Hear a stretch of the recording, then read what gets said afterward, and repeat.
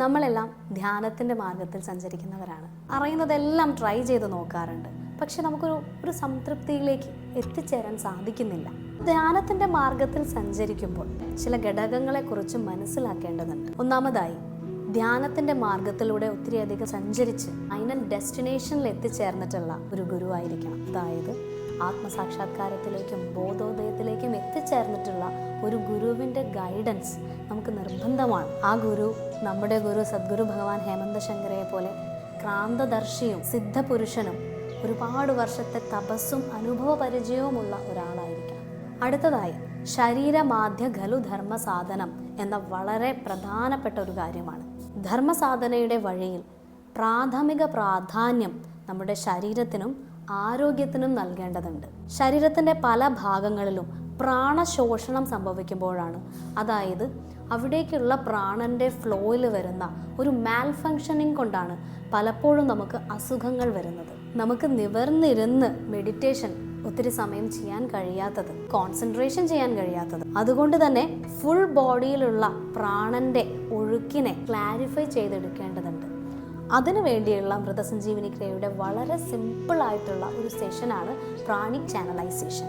കാലിൻ്റെ വിരൽ മുതൽ മൂർധാവ് വരെയുള്ള ഓരോ പോർഷനുമുള്ള പ്രത്യേകം സ്റ്റിമുലേഷൻസ് ഈ ഒരു സെഷനിൽ വരുന്നുണ്ട്. ഇന്ത്യൻ യോഗയോടൊപ്പം തന്നെ ചൈനീസ് തായ്ചിയെയും ചീകുങ്ങിനെയും ആരും ചെയ്യാത്ത ഒരു രീതിയിൽ കമ്പൈൻ ചെയ്തുകൊണ്ട് വളരെ ബ്യൂട്ടിഫുള്ളായ, വളരെ എഫക്റ്റീവായിട്ടുള്ള രീതിയിലാണ് ഭഗവാൻ മൃതസഞ്ജീവനി ക്രിയ ക്രിയേറ്റ് ചെയ്തിരിക്കുന്നത്. ഈ കാര്യങ്ങൾ കൂടെ ഉപയോഗപ്പെടുത്തിയാൽ നമ്മുടെ ആത്മീയമായ ഡെവലപ്മെൻറ്റിൻ്റെ പ്രോസസ്സ് കുറെ കൂടെ സിമ്പിളായിരിക്കുമെന്ന് ഭഗവാൻ കഴിഞ്ഞ ഇത്രയും വർഷത്തെ നീണ്ട തപസ്സിൽ നിന്ന്, അനുഭവങ്ങളിൽ നിന്ന്, വീക്ഷണങ്ങളിൽ നിന്ന് മനസ്സിലാക്കിയിട്ടുണ്ട്. അതുകൊണ്ട് തന്നെ മൃതസഞ്ജീവനി ക്രിയ വളരെ സിമ്പിളും എഫക്റ്റീവുമാണ്. മോഡേൺ ലൈഫ് സ്റ്റൈലിന് വളരെയധികം യോജിക്കുന്ന രീതിയിൽ കൂടെയാണ് മൃതസഞ്ജീവനി ക്രിയ രൂപപ്പെടുത്തിയിട്ടുള്ളത്. എനിക്ക് ഏറ്റവും വിഷമം ഉണ്ടായിരുന്നതെന്ന് വെച്ചാൽ യൂറിൻ ഇൻഫെക്ഷൻ. അതൊരു 13 വർഷം ആയിണ്ടാവും. ഹോമിയോ, ഇംഗ്ലീഷ്, ആയുർവേദം എല്ലാം കാണിച്ചിട്ട് എനിക്ക് യാതൊരു മാറ്റമൊന്നും ഉണ്ടായിരുന്നില്ല. പൈൽസിൻ്റെ ഒരു ബുദ്ധിമുട്ടുണ്ടായിരുന്നു. ടോയ്ലറ്റൊക്കെ പോകുമ്പോൾ എനിക്ക് അങ്ങനെ ഒരു ബ്ലഡ് പോവുക. അതിനും വേണ്ടി ഒരുപാട് ഡോക്ടറെ കാണിച്ചിട്ട് മരുന്ന് കഴിച്ചിരുന്നു. ആ ക്രിയകളൊക്കെ ചെയ്തതിൻ്റെ ശേഷം ഇന്നത്തെ വരെ എനിക്ക് ആ സംഭവം ഉണ്ടായിട്ടില്ല. ചുട്ട് പൊള്ളുന്ന ഈ വേനൽക്കാലത്ത് എനിക്ക് നിൽക്കാൻ പറ്റില്ല. അങ്ങനത്തെയാണ് എൻ്റെ അനുഭവം ഉണ്ടായിരുന്നത്. പക്ഷേ അതെനിക്ക് ഇവിടെ വന്നിട്ട് നല്ല മാറ്റമുണ്ട്. ഈ രണ്ടും എനിക്ക് ജീവിതത്തിൽ എനിക്ക് ഏറ്റവും വലിയൊരു വേദനയുള്ളൊരു സംഭവം. കരയാത്ത ദിവസങ്ങളില്ല, അത്രയും സഹിക്കാൻ വയ്യാതെ നമ്മുടെ ക്രിയകളിലൂടെ എനിക്ക് മാറ്റം നന്നായി വന്നുകൊണ്ടിരിക്കുന്നുണ്ട്. ഈ 2 ദിവസങ്ങൾക്ക് എനിക്ക് ഞാൻ സ്വാമിജിയുടെ എങ്ങനെ നന്ദി പറയാമെന്ന് എനിക്കറിയില്ല. അത്രയും അനുഭവങ്ങൾ ഉണ്ടായിട്ടുണ്ട് ഇവിടെ. എല്ലാവരും അത് എക്സ്പീരിയൻസ് ചെയ്യേണ്ട ഒരു കാര്യമാണ്. കുടുംബജീവിതത്തിൽ മുന്നോട്ട് പോകുന്ന ഒരാൾക്ക് ഒരുപാട് സ്ട്രെസ് ഉണ്ട്. ഓരോ ദിവസവും ടെൻഷന് മേലെ ടെൻഷനാണ്. കുട്ടികള്, കുടുംബം, ഹസ്ബൻഡ്, പണി, ജോലി, ഓട്ടം, അങ്ങനെ ഭയങ്കര ഒരു ഹറിബറി ലൈഫായിരുന്നു. അതിൽ നിന്ന് പക്ഷേങ്കിൽ മൈൻഡ് കാമാവുന്നത്, അതല്ലെങ്കിൽ ആ സ്ട്രെസ് എന്നുള്ളതിന് ഹാപ്പിനെസ്സിലേക്ക് വരുന്നൊരു മിറാക്കിൾ ഞാൻ അനുഭവിച്ചറിയാൻ തുടങ്ങി.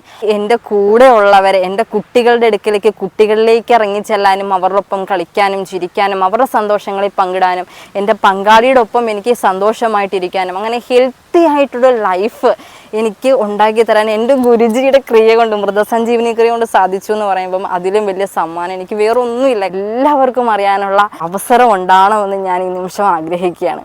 The mysterious way of breathing, ശ്വസനത്തിന്റെ നിഗൂഢ വഴികളിലൂടെയുള്ള ഒരു യാത്ര. നിങ്ങൾ ശ്വസിക്കുമ്പോൾ നിങ്ങൾ ജനിക്കുന്നു, നിശ്വസിക്കുമ്പോൾ നിങ്ങൾ മരിക്കുന്നു. യഥാർത്ഥത്തിൽ അതാണ് യഥാർത്ഥത്തിലുള്ള ശ്വസനം. Come to me. ശ്വസനത്തിന്റെ നിഗൂഢ വഴികളിലൂടെയുള്ള യാത്രയിൽ എൻ്റെ കൂടെ ചേരുക. നിങ്ങൾ മൃതസഞ്ജീവനി ക്രിയ പഠിക്കുക. ശ്വസനത്തിലൂടെയുള്ള ഈ യാത്ര അത്രയ്ക്ക് സുന്ദരമാണ്. ഒരേ ഒരു തവണ നിങ്ങൾ ശ്വസനത്തെ അറിയുകയാണെങ്കിൽ നിങ്ങൾക്ക് ഒരു യോഗിയാവാൻ കഴിയും. ഈ യാത്രയുടെ സുഖം ഒരിക്കൽ നിങ്ങൾ അനുഭവിച്ചാൽ ഈ പ്രപഞ്ചം മുഴുവൻ നിങ്ങളിലേക്ക് ആകർഷിക്കപ്പെടും.